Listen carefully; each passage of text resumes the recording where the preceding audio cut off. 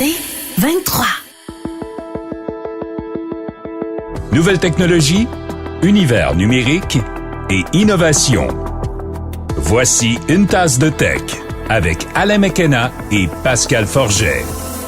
Et bonjour tout le monde, bienvenue à une nouvelle édition d'une tasse de tech, la balado techno, maintenant officiellement certifiée sportive aussi, avec moi-même Alain McKenna et Pascal Forget. Salut Pascal!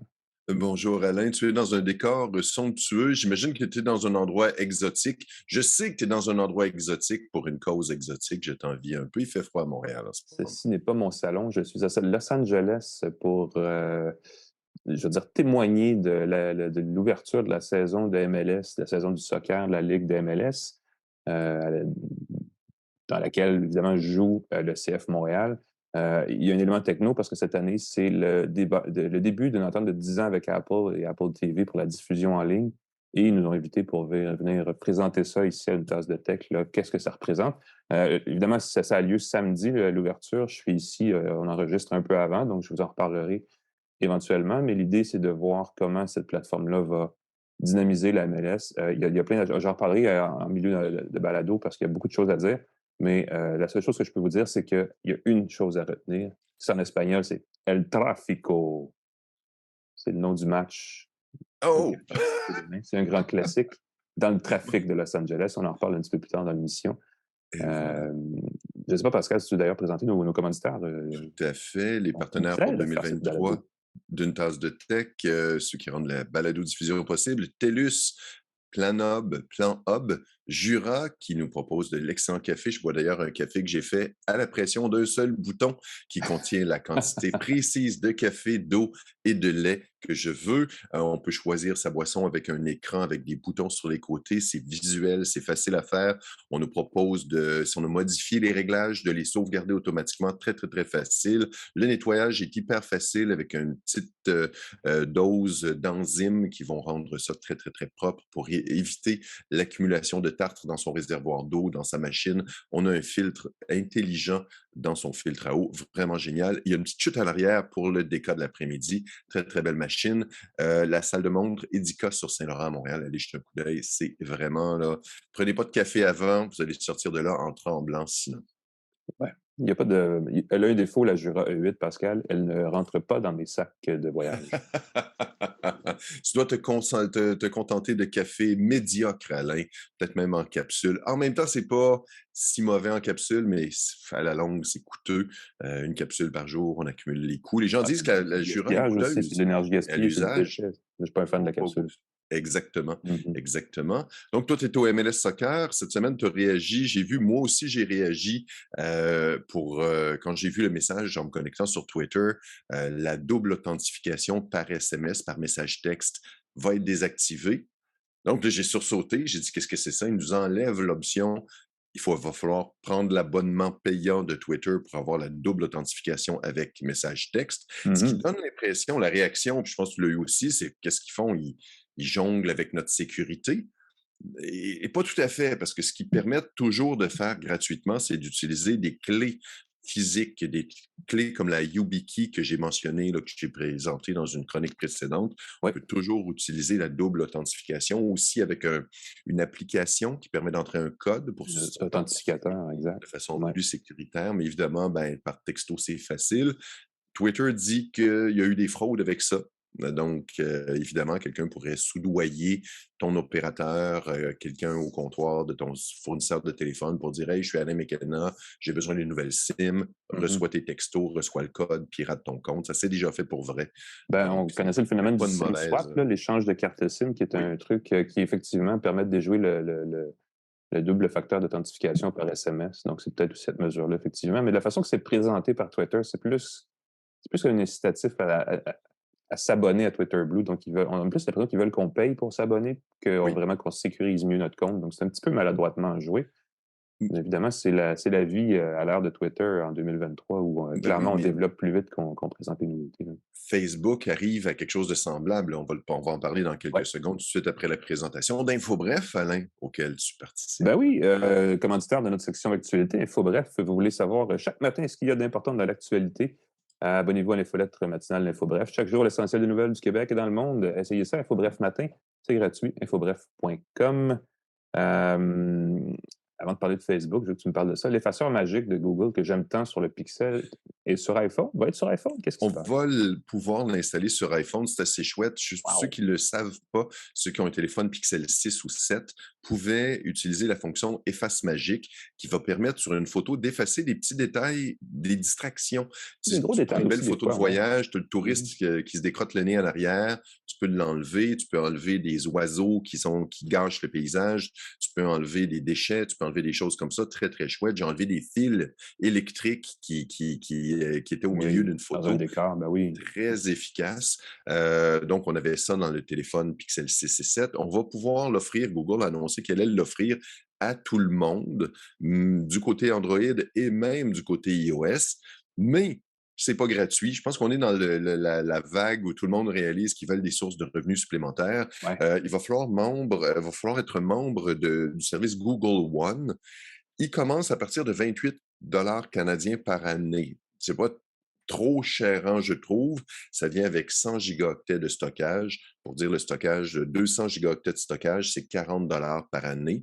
Moi, j'utilise déjà ce forfait-là, donc je vais pouvoir utiliser l'efface magique dans mes autres appareils. Ceux qui ont un téléphone Apple vont pouvoir s'abonner à Google One, profiter du stockage Google. Peut-être des fois, dans des familles, on partage entre plusieurs personnes les photos, puis si on n'est pas Apple, on ne peut pas vraiment avoir accès aux photos Apple.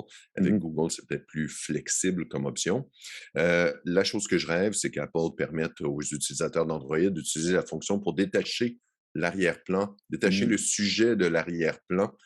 Ça, c'est une belle, belle, belle fonction là, qui permet de prendre, tu es Oui, dans un surtout ça, ben oui, c'est paysage, super je prends transparent. que toi, je te décolle et je te détourne en langage technique et je peux te coller sur une autre photo, sur un autre arrière-plan.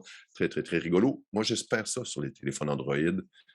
Mais en attendant, ceux qui ont le forfait Google One vont pouvoir enlever les arrière-plans, l'efface magique, utiliser l'efface magique dans leurs photos. On sait que Android et iOS s'influencent l'un l'autre beaucoup, hein, donc sans doute que ça va finir par être partout, ces fonctions. Bon, je le dis comme ça de façon très polie. Une autre tendance, Pascal, oui, exactement, tu l'illustres Mettre très 2 bien. pouces en l'air, ceux qui regardent sur la On se version rappelle, YouTube. entre ceux qui sont plus âgés se rappellent sans doute de l'expression à l'époque, on en riait parce qu'il y avait le tennis elbow, n'est-ce pas, et le truc du golfeur. Là, on avait le pouce du BlackBerry. Et là, semble-t-il que ce syndrome du pouce BlackBerry s'applique maintenant au iPhone et au téléphone intelligent à écran pleinement tactile. Évidemment, les écrans, on n'a pas besoin de revenir sur l'impact que les écrans dans notre quotidien ont sur la santé humaine. On le sait, il y a plein d'enjeux, la lumière bleue, entre autres, sur la santé des yeux aussi, sur le sommeil, tout l'applicatif derrière, bon, plein d'autres applications. Et là, il y a un autre problème qui a été observé, en fait, dans les derniers mois par des médecins français. Ça n'a pas été, c'est pas une recherche scientifique qui a été menée, mais c'est une observation qu'ont fait plusieurs médecins en même temps. On se rend compte qu'une trop grande utilisation de l'écran tactile des téléphones intelligents pourrait accélérer la formation d'arthrose au niveau des pouces. Et évidemment, chez des gens plus jeunes que la normale, l'arthrose, c'est pas super commode, là. C'est vraiment c'est les articulations qui deviennent difficilement opérables. On sent de la raideur, de l'enflure. Ça fait mal aux doigts, ça fait mal aux mains. Ça arrive pas juste dans les mains, ça arrive partout, mais ça arrive généralement chez les gens plus âgés, les gens de 55 ans et plus spécifiquement chez les femmes de 55 ans et plus.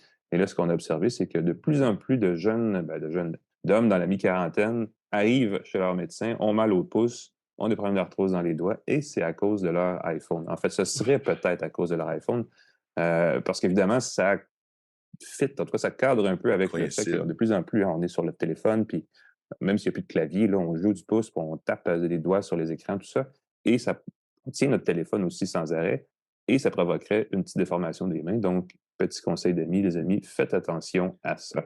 Je veux dire, il y a aussi plein de façons d'utiliser son téléphone qui ne passent pas nécessairement par l'écran, par les doigts. La commande vocale se fait de plus en plus bonne, et même la diction, hein, pour dicter des messages textes, des courriels, c'est quand même rendu assez efficace. Pas besoin d'être ChatGPT, là, Siri, Google le font plutôt bien. Donc, si on rigolait bien du pouce BlackBerry à l'époque, il ne faudrait pas que ça revienne avec les nouveaux téléphones intelligents. Donc, faites attention à l'utilisation que vous faites de votre téléphone. Évitez ce problème. Évidemment, ce n'est pas une recherche scientifique, mais c'est un indicateur qui n'est pas très rassurant de ce côté-là.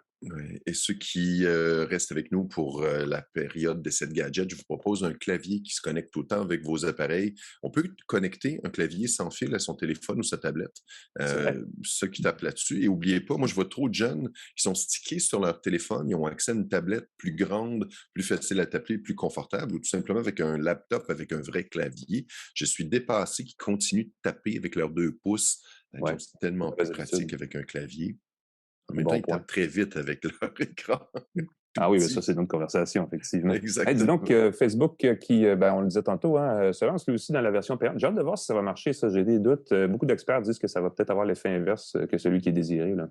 Bien hâte de voir. Moi, je pense à ceux qui se désabonnent. Là, on voit partout dans les journaux là, des gens qui sont fâchés contre Netflix parce que là, on ne peut plus partager comme on veut. Là, il faut payer, puis là on ne paye pas pour ça. Est-ce qu'on va payer pour Facebook? C'est ça, on veut que tout soit gratuit, évidemment.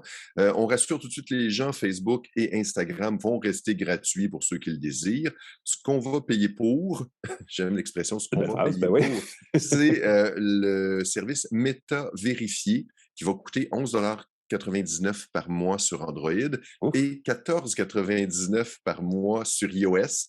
Je trouve ça très drôle que ce soit plus cher pour les utilisateurs d'Apple.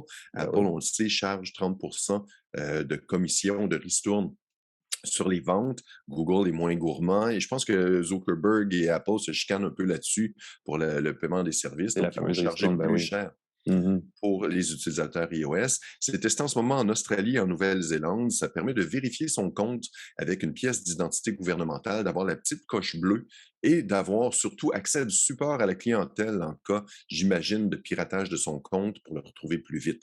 Je trouve ça très, très drôle parce que c'est exactement ce que Elon Musk fait avec Twitter, chargé pour la vérification, ce qui a amené des centaines de comptes fautifs.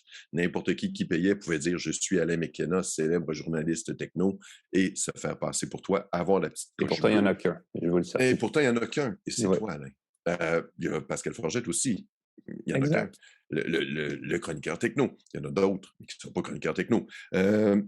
J'ai vu dans un article, ça m'a beaucoup fait rire, on comparait la proposition de Facebook d'avoir un compte, une option payante pour vérifier, une offre qu'on ne peut refuser comme dans le parrain. Genre, c'est pour ta protection. Si tu n'as pas de protection, ben oublie ça, le service à la clientèle, oublie ça, la récupération de ton compte en cas de piratage. Certains analystes disent que ça pourrait rapporter 2 milliards de dollars à Facebook, Insta, Meta.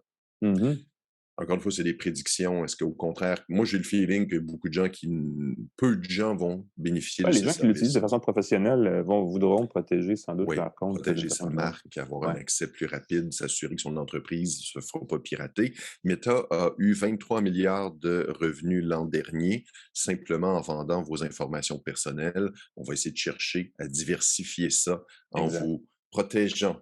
Wink, wink. On veut votre bien. Et on va l'avoir. On la connaît, celle-là. Protégée. Grand classique. Ça bouge. C'est drôle parce que même Twitter, on voit ça bouge quand même assez vite, plus qu'avant, on dirait, dans les mises à niveau. Et un autre qui bouge beaucoup, c'est Microsoft, avec son entente pour intégrer ChatGPT à ses applications. On en parlait à peine la semaine dernière là, de l'intégration de ChatGPT à Bing. Cette semaine, ce qu'on annonce, c'est que les applications Bing et Edge pour iOS et pour Android vont avoir, donc en version mobile native, là, pas en version web, vont avoir ChatGPT d'intégrer. Donc, on passe vraiment à la version mobile de cette intégration-là.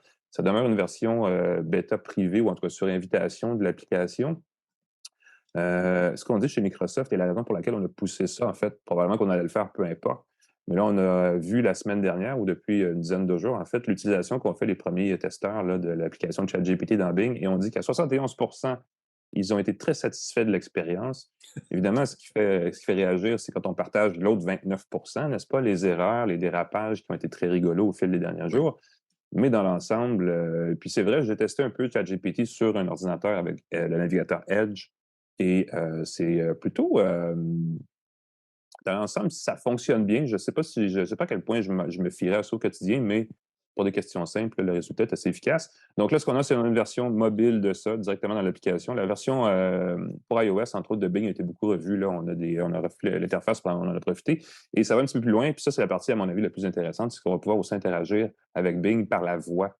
faire des commandes vocales. Et là, parler à ChatGPT avec la voix, à mon avis, on atteint un nouveau niveau d'intérêt parce qu'on a vraiment une version 2.0 de Siri, d'Alexa, de l'assistant Google. On a vraiment un assistant numérique qui pourrait être pas mal plus le fun avec qui interagir. Et j'ai hâte de voir comment ça va être reçu dans les prochains jours, ça, parce que ça m'apparaît comme l'application la plus naturelle pour ChatGPT à partir de maintenant, parce qu'elle fournit une réponse détaillée, naturelle, dans un langage compréhensible, qui n'est pas une liste de liens. Donc, c'est vraiment un moteur de recherche pour les applications vocales. J'ai hâte de voir comment ça va être. On va l'essayer dans les prochains jours, on vous reviendra, mais ceux qui sont sur la liste ou qui ont été acceptés par Microsoft, retournez voir, parce que peut-être que vous pouvez essayer l'application mobile. Ça va vous donner une idée de ce à quoi ressemblera le moteur de recherche de demain, à mon avis. À suivre. Ça fait le tour de l'actualité, Pascal. On prend une courte pause et on revient. On va parler de soccer, chose inusitée chez nous, mais de soccer branché, parce qu'on va parler du deal, de l'entente. 2,5 milliards de dollars entre la MLS et Apple TV. Restez avec nous. On revient tout de suite après ça à Une tasse de tech. De retour à Une tasse de tech avec Alain McKenna et Pascal Forget. Et bienvenue à Une tasse de tech. On va faire une édition spéciale. On commence à faire ça. C'est pas la première fois. On était l'autre jour avec Samsung à San Francisco. Là, on était à Los Angeles avec la MLS, la Major League Soccer et Apple qui, on le sait, a signé une entente de 10 ans de diffusion de contenu de soccer de la MLS sur son service Apple TV. C'est une grosse affaire et la raison pour laquelle ils invitent les gens ici, entre certains médias ici, dont nous, les gens d'une tasse de tech, on est quand même assez cool, Pascal. De toi, parce que moi, je suis à Montréal encore. Je le répète, je suis triste. J'ai bien hâte, mais je suis super content que tu sois là, par exemple, parce que je sais pour vrai que tu es un amateur de soccer. Quand on a déjà été invité à des événements corporatifs de Huawei, entre autres, qui avaient au soccer, et je sais que tu as tes billets de saison pour le soccer à Montréal. Donc, je suis super content que tu sois sur place pour voir un gros match. Ouais. Et même si je ne suis pas un fan de soccer, je trouve ça fantastique qu'Apple ait dit en 10 ans, on s'abonne à Apple TV et on a accès à tous les matchs de la Ligue. Tu me corriges si je me trompe. Donc, imagine s'il y avait une offre similaire pour la Ligue nationale de hockey au Canada. Il y a tellement de gens qui essaient de regarder les matchs, mais là, en fonction du pays, en fonction de la région, en fonction de l'heure de la journée, en fonction du réseau, c'est un fouillis total. Même chose pour le Super Bowl. C'est un peu compliqué d'avoir tous les matchs à volonté avec une belle entente comme ça, avec un service connu. C'est bien que tu compares le hockey avec le soccer parce qu'il y a dans les grandes ligues sportives nord-américaines, elles arrivent au 4e, au 5e rang en termes de revenus de commandite annuels, derrière le football, le basketball, le baseball. Et la MLS est juste derrière la Ligue nationale de hockey en termes de revenus. Et avec l'entente d'Apple, risque de dépasser la Ligue nationale de hockey en termes de revenus. Mais surtout, prend l'avance, c'est le plus grand projet de diffusion numérique de toutes les ligues nord-américaines de sport professionnel. De loin, parce que tu le dis, c'est tous les matchs en direct, en différé, en rattrapage. Il y a du contenu bonifié. On voit il y a des archives qui sont partout. Tous les stades ont été visités par des drones. On peut faire la visite de chacun des stades de chacune des équipes. Les joueurs qui ont marqué chacune des équipes, on peut avoir du contenu, de l'information sur ces gens-là. Tout ça sur, évidemment, Apple TV. Il y a de la diffusion de contenu gratuit. C'est payant à la base, mais il y a certains matchs qui vont être joués, qui vont être diffusés gratuitement. Et surtout, et c'est ça la partie intéressante, c'est que les matchs des 3 équipes canadiennes vont être diffusés en français aussi. Et on ne le fait pas seulement pour le marché canadien et québécois. On veut vraiment percer la francophonie mondiale parce que le soccer en Afrique, on le sait, le soccer en Europe, c'est partout dans le monde, sauf en Amérique du Nord, finalement, c'est très gros. Et on pense qu'on peut aller chercher un auditoire international avec le français, aussi l'espagnol, parce que les matchs aux États-Unis sont aussi présentés en espagnol. Donc, c'est fou, c'est assez intéressant comme concept. J'ai hâte de voir l'expérience utilisateur. Là, évidemment, ici, je ne pourrais peut-être pas l'essayer comme tel avec le CF, mais on va voir en fait un événement qui pourrait être précurseur du succès de l'opération. Et là, mettez des guillemets là-dessus parce que ce n'est pas garanti. Mais l'ouverture de la Ligue, de la saison de cet été de la Ligue MLS commence avec un match entre 2 équipes de Los Angeles, parce qu'il y a 2 équipes de soccer de la MLS à Los Angeles, comme il y en a 2 à New York. Donc, il y a le LA Galaxy, qui est peut-être le joyau de la couronne de la MLS, et le LAFC qui a remporté le championnat l'année dernière, qui s'affrontent dans un match qui devient un classique annuel qui s'appelle El Tráfico, donc le trafic, un clin d'œil au classico espagnol entre Madrid et Barcelone, mais avec l'angle de Los Angeles, où tout le monde est toujours pris dans le trafic. Donc, on fait un peu ce gag-là. Ça va être diffusé évidemment en direct sur Apple TV, mais ça va être présenté sur place dans le Rose Bowl, qui est un gros stade où on peut asseoir 90 000 personnes. Et ce qu'on espère, c'est qu'il va y avoir plus qu'au moins 70 000 personnes qui vont venir voir le match, qui serait un record historique pour un match de la MLS, mais qui serait aussi un indicateur de où s'en va le soccer en Amérique du Nord, grâce un peu à cette stratégie numérique-là, parce que Apple donne 2,5 milliards de dollars à la MLS pour avoir les droits de diffusion, met son logo sur les maillots, met son logo sur les images produites. On imagine qu'on va parler de la Coupe du monde de 2026 aussi bientôt, parce que ça, c'est en Amérique du Nord pour la première fois, Canada, États-Unis, Mexique. Il y a vraiment un engouement, un élan. Je parlais des experts en marketing cette semaine parce que je fais un dossier là-dessus dans Le Devoir aussi, parce que c'est un événement marquant. D'ailleurs, allez le voir dans Le Devoir de samedi, on en parle un peu. C'est du bon marketing pour Apple qui n'a besoin que vendre des iPhones pendant 11 heures dans une journée pour générer les revenus qui financent cette commandite-là. C'est un peu absurde quand on y pense parce que les chiffres sont astronomiques. Mais on sent l'implication. Évidemment, le soccer, c'est un sport qui s'adresse en Amérique du Nord à une clientèle plus jeune que le hockey, entre autres, ou que les autres sports, que le baseball et le football. On espère beaucoup miser là-dessus pour aller chercher, évidemment, des abonnés à Apple TV, Apple TV+, des gens qui vont acheter des produits Apple, et du côté de la MLS, des gens qui vont adhérer à la marque MLS, qui va, c'est ce qu'on espère du côté de la MLS, monter l'image de la Ligue au niveau des ligues européennes, des grandes ligues internationales qu'on connaît plus, la Premier League, la Bundesliga en Allemagne, des choses comme ça. Ça va être intéressant de suivre ça. Pour ceux qui s'intéressent, évidemment, il faut payer pour. Ce n'est pas inclus dans Apple TV+. Ah, OK. Donc, ça prend vraiment... Et c'est un peu ça, en fait, le point... le point d'inflexion, l'endroit où on ne sait pas à quel point ça va fonctionner ou pas, c'est que il faut être fan de soccer, il faut se faire convaincre de payer soit 20 $ par mois ou 120 $ par saison si on n'est pas membre, c'est déjà abonné à Apple TV, pour avoir le contenu de la passe de saison, la Season Pass de la MLS. Ceux qui sont déjà abonnés à Apple TV+, doivent aussi payer soit c'est 17 $ par mois ou 99 $ par année. Okay. Donc, c'est pas gratuit, c'est vraiment, il faut payer en plus. Et c'est là où se trouve le risque, parce que quand on regarde ce que fait déjà la NFL avec Amazon, le baseball avec Apple et Amazon et d'autres diffuseurs, généralement, quand on passe en diffusion numérique sur le web, on perd 20 à 25 % des codes d'écoute. Donc, il y a vraiment une baisse d'achalandage. Et là, en plus, ça va coûter cher. Et le sport numérique, on le sait, ça coûte déjà très cher. Pour les gens qui regardent du soccer européen, il faut s'abonner à Fubo, il faut s'abonner à DAZN. Il y a plein de services. Il y a Fox, il y a ESPN, il y a TSN au Canada. Donc, c'est un portrait assez éclaté. Et je pense que le risque se trouve là, c'est-à-dire qu'on va finir par avoir trop de services. Ça va prendre une consolidation et c'est là où ça va se corser parce que tous ces joueurs-là qui ont les poches très pleines, évidemment, à un moment donné, il va falloir qu'ils arrêtent de dépenser, il va falloir qu'ils trouvent le moyen de rentabiliser tout ça et c'est là où ça va se resserrer et c'est là où les consommateurs vont peut-être payer le vrai prix de ce virage numérique-là dans le sport. Mais en attendant, écoutez, il va y avoir du soccer sur Apple TV. J'ai hâte de voir ce que ça va donner, mais j'ai hâte de voir aussi comment ça va être reçu. Du point de vue montréalais, ce que je lisais, c'est que semble-t-il que le CF Montréal, qui reçoit évidemment, comme toutes les autres équipes de la MLS, une grosse partie de ce montant-là qui est remis par Apple à la Ligue, devrait boucler son budget et ne pas perdre d'argent cette année, en grande partie grâce à cette nouvelle entrée d'argent-là. Donc, c'est sûr que la Ligue, en ce moment, est très contente. J'ai hâte de voir pour la suite comment ça va se traduire en événements locaux plus intéressants. Il était supposé avoir ici aussi, durant la soirée de demain, des acteurs de la série Ted Lasso, qui est une série d'Apple TV qui se passe au soccer, dont le gardien de but, qui est joué par un acteur montréalais, qui est donc le gars francophone avec qui j'espérais parler. Mais finalement, comme il ne fait pas beau, ça a été annulé, c'est un événement extérieur, donc on rate un peu cette occasion-là, mais ça a été le fun quand même, parce qu'il y a du maillage possible aussi entre la fiction, le sport, tout ça, dans l'offre de contenu d'Apple, et c'est ce qui va être intéressant de suivre aussi, comment ça va être bonifié autour, à part le soccer comme tel. Oui, à part une série à la Drive to Survive sur Netflix, qui a je pense, qui a remis de l'avant l'intérêt pour la Formule 1.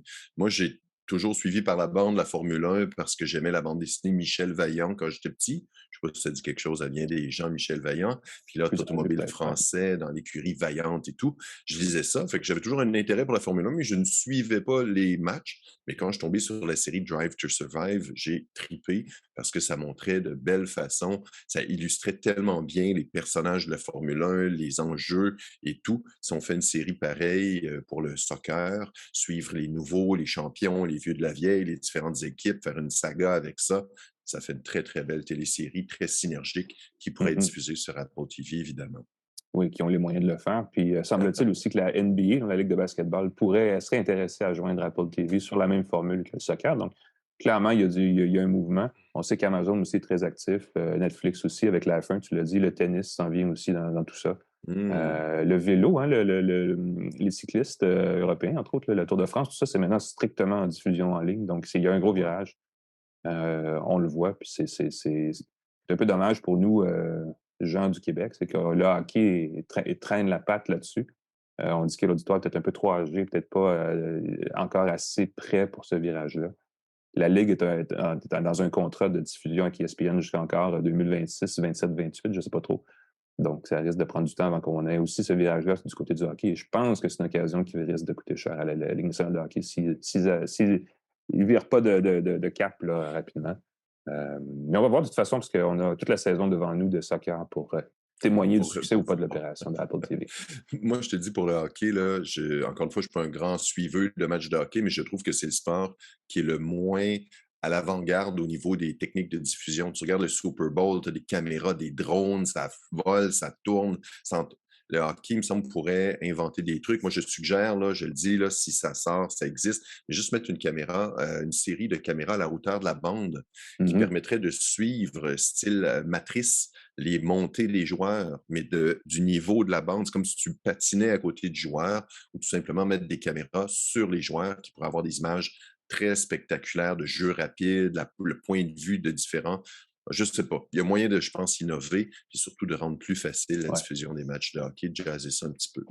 C'est un autre niveau de conversation, mais le hockey était peut-être un sport plus conservateur aussi dans sa culture. Hein? On fait les choses comme la tradition le veut, et ainsi de suite. On filme de gauche à droite, une caméra éloignée, une caméra un peu plus serrée. Donc, dans le but. Caméra dans le but, c'était une grosse innovation. Ça a permis d'avoir des images très, très intéressantes tout le temps, mais oui.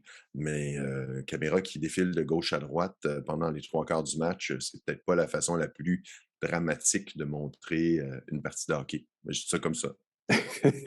T'as pas tort. Qui suis-je pour parler de ça, moi qui ne regarde pas les matchs de hockey? Écoute, si tu veux, puis si t'es curieux, il y a de voir des matchs de la MLS gratuitement diffusés sur Apple TV, donc ça va être une façon de goûter le produit et d'échantillonner l'expérience et de voir si ça marche. Puis on pourra voir ensuite qui décide de s'abonner suite à ça. Ça va être à suivre. En attendant, la saison de la MLS, je vous le dis, débute le 25 février, donc samedi. Le CF Montréal joue en Floride. Puis regardez ça, ça va être intéressant. Mais en tout cas, je pense qu'ils vont avoir une bonne saison, mais on partira un podcast de sport, Pascal, puis on parlera de ça. Nous, on va faire une courte pause et on revient. On va parler de gadgets. J'en ai amené un. Il était supposé faire beau ici, mais il ne fait pas beau. J'ai amené mes lunettes de soleil pour l'occasion. J'en reparle tout de suite après parce qu'elles ont une petite valeur ajoutée qui va vous intéresser. Restez avec nous. On revient tout de suite à une tasse de tech.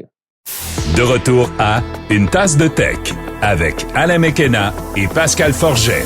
Et nous sommes de retour à une tasse de tech. Nous sommes rendus au bout de l'émission où nous sortons les gadgets les plus flyés qu'on a dans les garde-robes, dans les tiroirs. Et, Pascal, tu as quelque chose qui, c'est drôle parce qu'on en parlait un petit peu en entrée d'émission, qui pourrait aider les gens qui sont toujours en train de tapoter sur leur téléphone. Là. Avec leur téléphone ou leur tablette, c'est un clavier portable.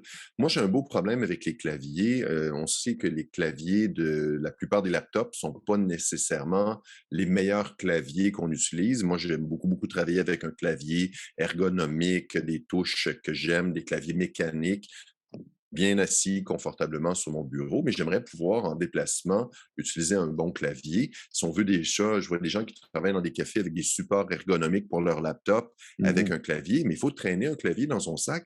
Et un clavier, ça ne se transporte pas bien dans un sac parce que ça a des touches, ça s'écrase, on perd des touches. C'est arrivé une fois, j'ouvre mon clavier, je sors mon clavier de mon sac, il y a une touche qui s'est détachée, qui est dans le fond de mon sac, il faut la remettre. Le problème, la plupart du temps, ça ne brise pas le clavier. Le problème, c'est non, c'est un problème. C'est un problème. Je dis, le problème, c'est ça. Donc, c'est pas évident. C'est gros, un clavier aussi. La plupart des cas, si on a un clavier avec des touches de fonction, c'est pas pratique. Il faut enrouler le fil autour du clavier. C'est un clavier filaire. Alors, j'ai trouvé une compagnie qui s'appelle Nufy.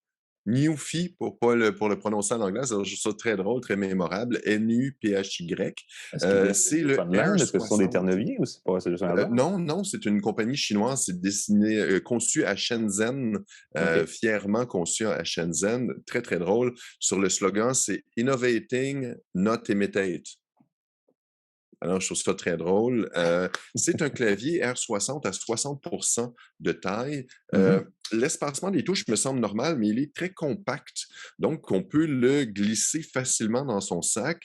Il est conçu avec des petits espaces, des petites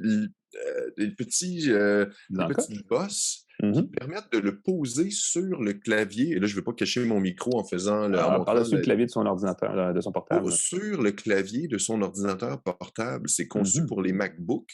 Donc, si vous avez un MacBook portable, vous pouvez glisser le clavier par-dessus le clavier de votre MacBook. C'est la même taille, ça ne glissera pas. Vous allez avoir un clavier mécanique. Je vais essayer de faire le clac-clac des touches Ah, pour que bien c'est entendu. Ouais. satisfaisant. On peut utiliser trois types de touches. Gatoron, ceux qui sont familiers. Encore une fois, je n'ai pas creusé assez dans les claviers mécaniques, mais il y a différents types de touches avec différentes sensibilités. Des touches qui sont plus bruyantes et qui donnent une rétroaction plus intéressante. Des touches qui ont moins de bruit, qui ont peut-être moins de rétroaction, qui sont plus molles, disons. Donc, c'est vraiment une question de préférence personnelle. Certains vont pouvoir choisir. Donc, on peut choisir des Gatoron pour les amateurs de claviers tactiles, là, mécaniques, Gatoron bleu, marron ou rouge. On peut choisir, on peut remplacer les touches de son clavier si on veut que quelques touches soient plus dures que d'autres, soient plus réactives que d'autres, on peut le faire aussi. Il y a deux boutons à l'arrière, deux interrupteurs qui permettent de choisir un réglage Windows ou Mac. Permet de choisir aussi trois modes. Il peut être éteint, branché ou wireless. Ça vient aussi avec un petit dongle, avec un petit adaptateur USB. Donc, on peut le brancher sur son laptop, pas besoin de se connecter avec Bluetooth. Ça peut être pratique pour certains accessoires. Ben On oui. dit que c'est compatible avec plus de 99% des appareils. Le Ah, clavier est Bluetooth, ouais. vendu avec un petit extracteur de touches, donc on peut sans danger enlever les touches. C'est conçu pour que les touches soient remplacées. On peut même un kit de touches Ah, différent, là, wow! j'aimerais le montrer, mais on peut vraiment là, remplacer chacune de ces touches avec différentes configurations. Si on a un clavier ISO, japonais, un clavier nord-américain, très, très chouette. Malheureusement, je n'ai pas vu les touches d'accent. Donc, il faut Ah, taper, il faut on a oublié savoir le où sont Canadien nos touches, français. mais moi, j'ai tout simplement branché et je vois mes touches apparaître très, très chouette. 2 centimètres d'épaisseur, très compact et surtout, son étui, il se vend avec un étui. Je vous suggère fortement de se le procurer avec un étui, sert de support pour les iPads ou les tablettes Ah, c'est une ou bonne les idée, ça. téléphones, Ben oui. excuse-moi. Donc, on appuie l'enrobage du clavier. Donc, on peut le transporter très, très, très facilement dans un joli étui. Je l'ai montré à ma copine. Elle a fait « Oh, c'est bien joli! » C'est pas disgracieux, c'est un bel étui jaune qui permet de transporter son clavier sans que les touches soient abîmées, détachées, brisées. On l'ouvre, on appuie son téléphone ou sa tablette dessus. On peut travailler très efficacement. Soit branché, filaire, soit avec. Et ça vient même avec deux fils, un tout petit fil si on veut le mettre près de son laptop ou de son ordinateur et un fil plus long si on veut travailler avec un ordinateur de bureau, par exemple. Il y a deux Pratique, petites ça. lumières d'ailes sur les côtés qui permettent d'indiquer le caps lock et tout, ou Mhm. d'avoir des joyeux effets lumineux puis il est rétro-éclairé comme si c'était pas assez. Je tripe solide. Enfin, j'ai une solution pour travailler avec un vrai clavier Oui. compact, solide, facile à transporter, le clavier NUFI Un clavier 60 pour à tablette, en tout cas, comparer au avec des minimum, autres même si ça claviers, peut mais marcher avec plein pour d'autres trucs sur tablette au tablette. minimum, comme complément à son laptop pour travailler plus efficacement. J'aime beaucoup, beaucoup, beaucoup. Voilà. J'ai hâte de me promener dans les cafés avec ça et de susciter l'envie et la convoitise. Je suis dans les phrases poétiques des fois. C'est à ça que ça sert, les gadgets, n'est-ce pas? Flasher un peu. Mhm. Parlant de flasher Susciter un peu, l'envie et la convoitise. Mais j'en toi ai aussi, aussi, là, tu as l'air au vraiment festival. gangster avec ça, là. C'est c'est un gadget. Écoute, ça fait au-dessus de 10 ans qu'à chaque fois qu'il y en a un qui apparaît, je suis comme, ça m'intéresse. Les fameuses lunettes qui permettent d'écouter de la musique.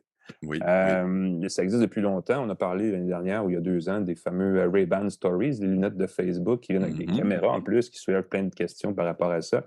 Et ça va dans toutes les directions, n'est-ce pas? Et surtout qu'on parle depuis un petit bout de temps de réalité augmentée, donc d'éventuellement d'une génération de lunettes qui vont afficher de l'information dans les verres.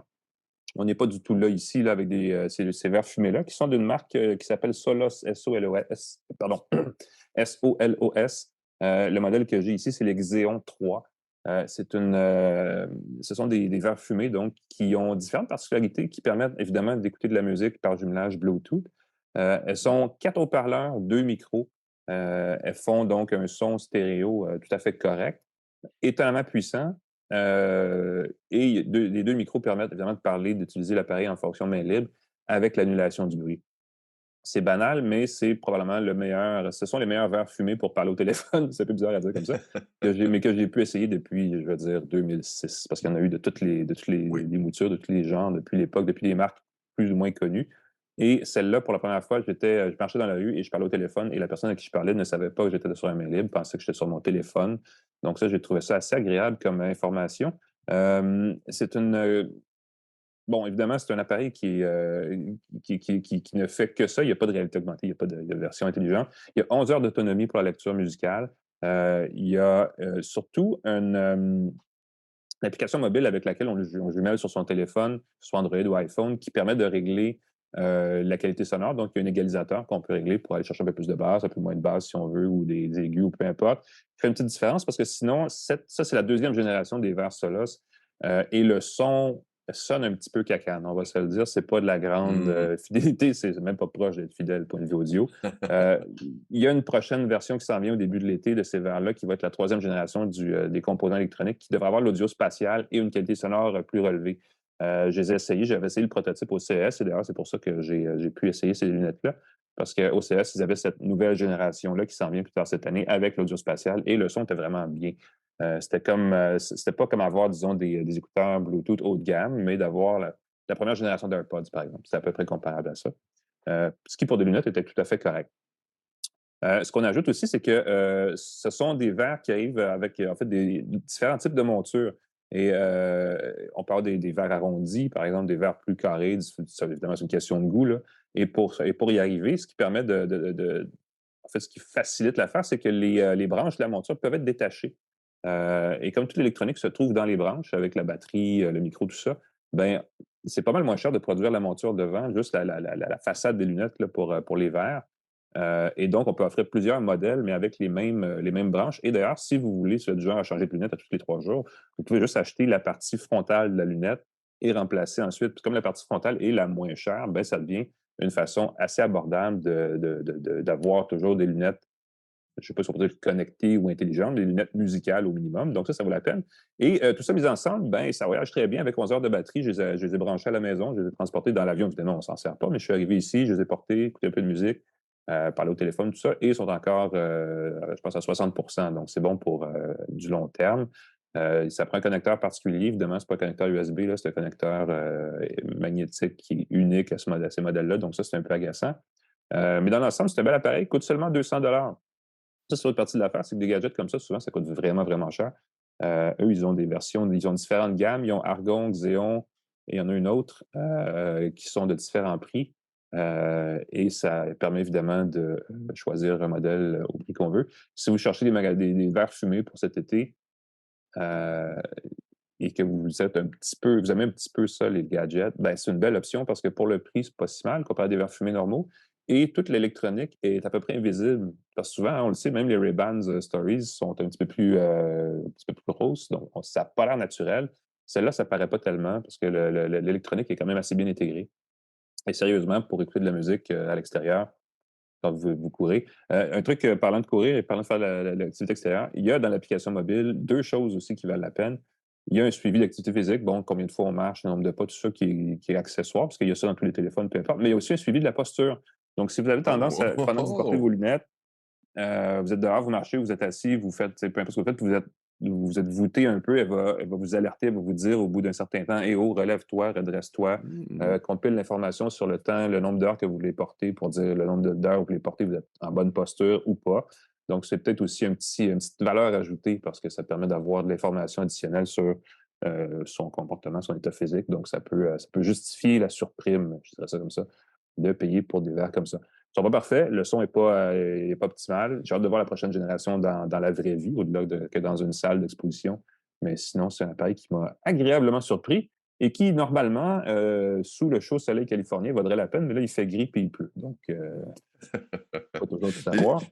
Les lunettes comme ça qui font de la musique, moi, je m'attends pas à une grande qualité musicale. Je m'attends surtout à une belle ambiance. Et c'est très, très surprenant parce que je portais des verres connectés comme ça, pas ceux que tu présentes, mais le fait d'être assis sur une terrasse, tu entends la musique.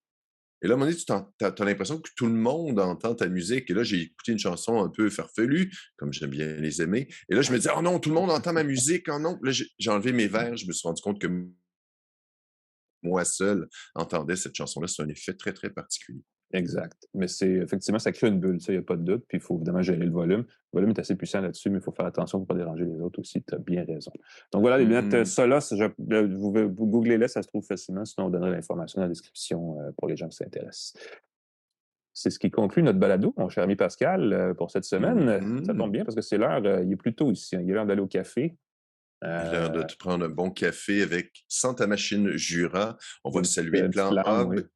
Voilà, Plan Hub qui est notre partenaire aussi pour trouver des bons forfaits, trouver des appareils sympathiques. TELUS aussi pour la téléphonie cellulaire. TELUS, merci TELUS. C23, le groupe Cogeco qui assure la distribution et la diffusion de notre podcast. Merci beaucoup. Claude Hébert à la mise en onde, pascalforget.com. Vous pouvez me trouver facilement sur mon site web. Alain Mécano, on trouve partout, au soccer, en Californie, dans Le Devoir, dans Info Bref.